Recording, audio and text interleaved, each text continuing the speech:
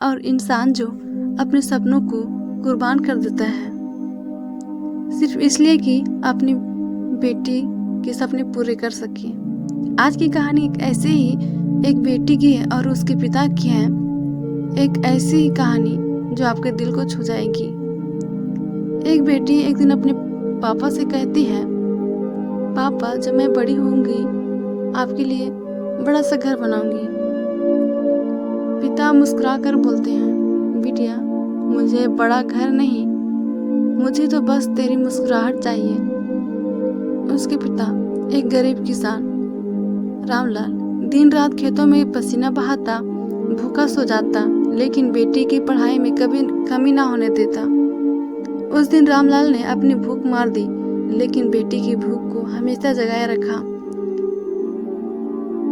सीखने की भूख, खेतों में मजदूरी, उधार लेना, रात को बिना खाए सोना। गांव वाले ताने मारते, बेटा होता तो शायद मदद करता, बेटी पर इतना खर्च क्यों कर रहा है। पिता का जवाब सिर्फ एक ही था, बेटा तो परिवार का नाम बढ़ाता है, लेकिन बेटी तो भगवान का रूप होती है। बेटी कॉलेज जाती, धीरे धीरे परिवार की गरीबी से अलग हो जाती, कपड़ों की कमी, सहेलियों के ताने, लेकिन पढ़ाई में आगे रहती है।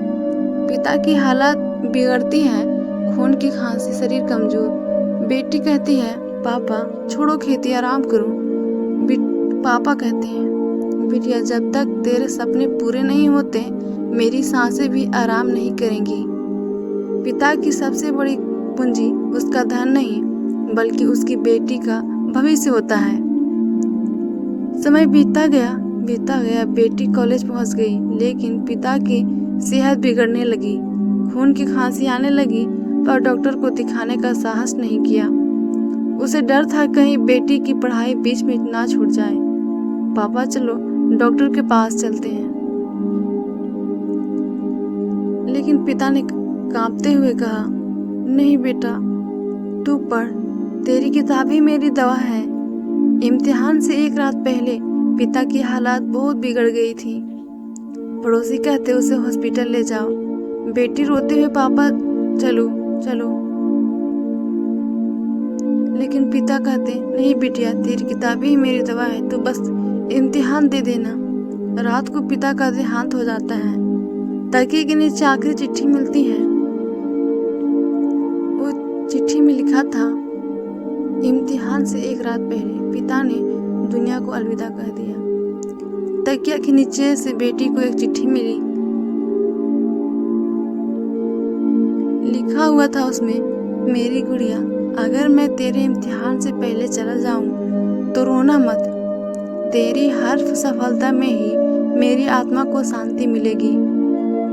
जा उड़ जा और साबित कर कि गरीब की बेटी भी आसमान छू सकती है। बेटी की चिट्ठी वाली बात दिल पे लग गई थी।